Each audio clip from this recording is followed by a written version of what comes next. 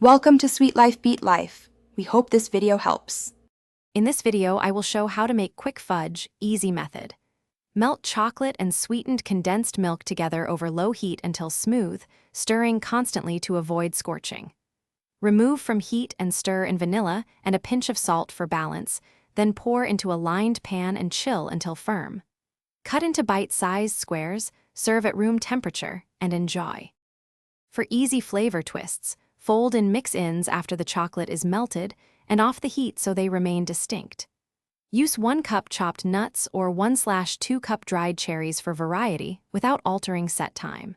For flavored layers, pour half the fudge, add a thin ribbon of peanut butter, then top with the remaining fudge and chill until firm for a pretty presentation.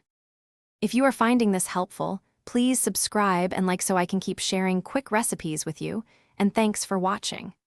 Quick recommendation. The new Kindle Paperwhite is perfect for reading cookbooks and recipes anywhere, whether in the kitchen or on the go, and it pairs nicely with a cozy baking session. Check the description for the link and other deals. Now let's get back to the video. After chilling, warm a sharp knife under hot water and dry it between cuts to make neat squares without dragging. Place pieces on parchment and separate layers with wax paper when stacking to prevent sticking.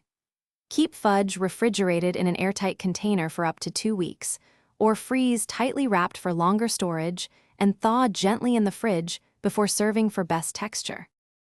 Thanks for watching. Consider subscribing if we helped you.